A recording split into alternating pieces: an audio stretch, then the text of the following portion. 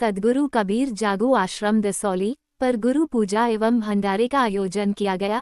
आयोजक ऋषि त्रिवेदी के संयोजकत्व में हुए इस कार्यक्रम में बड़ी संख्या में साधु संतों सहित विभिन्न संगठनों के प्रमुख पदाधिकारी मौजूद थे। आरती के उपरांत भंडारा प्रसाद वितरण किया गया। इस अवसर पर ऋषि त्रिवेदी ने हमारे चैनल से खास बातचीत की।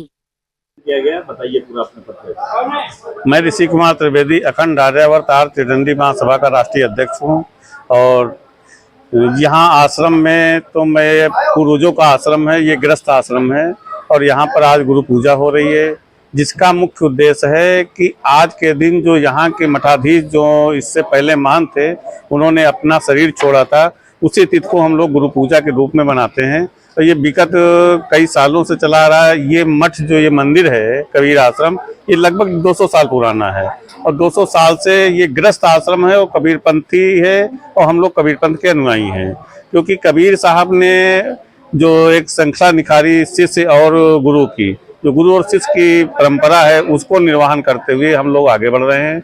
और इसका मुख्य उद्देश्य है कि जो सनातनी उस खंड काल में जब यहाँ पर मुसलमानों का आतंक था, जिस समय कंठी जनेऊ गर कहीं देख पाते अंग में तोड़ लेते थे, यवन मारते थे दंड में, उपहास ऐसा हिंद का प्रभु से न देखा गया, आगमन सत्यलोक पे भू कबीर का तब हुआ। मतलब सदगुरु कबीर साहब का आगमन ही जब हुआ जब यहाँ पर मुसलमानों का शासन था, यवनों का शासन था। तो उस समय सनातनियों की रक्षा करने के लिए इन्होंने शिष्य और गुरु परंपरा की पार्टी को निकाला, जिसमें बहुत से जो निम्न जात के लोग थे, छोटी कास्ट के लोग थे, उनको जो है अपने समूह में संभाला और उनको शिष्य बनाते हुए और गुरु शिष्य परंपरा के तहत, क्योंकि कहा गया कि राम कृष्ण से को बड़ा तिन्हों तो गुरकीन, तीन लोक के वेदनी गुरु आगे आधीन, मेरी गुरु की दो भुजा गोविंद की भुज चार, और गोविंद से कुछ ना सरे तो गुरु उतारे पार। ठीक है, तो ये परंपरा रही है कि भगवान से यदि बड़ा किसी को दर्जा दिया गया है वो गुरु को दिया गया, तो हम लोग गुरु की उपासना करते हैं, गुरु की पूजा करते हैं। उसी के परिप्रेक्ष्य में आज का कार्यक्रम है और ये निरंतर विगत कई वर्षों से चला आ रहा है। हम देख रहे थे कि हमारे बाबा मानते, पर बाबा मानते, तब से कार्यक्रम निरंतर चला रहा है। सर, आज ये ऐतिहासिक अवसर पर क्या मैसेज देंगे सभी भक्तों को? मैं सभी भक्तों से यही अनुरोध करना चाहता हूं कि ऊंच नीच जातिवाद के बंधन से ऊपर मुक्त होकर के ऊपर उठें।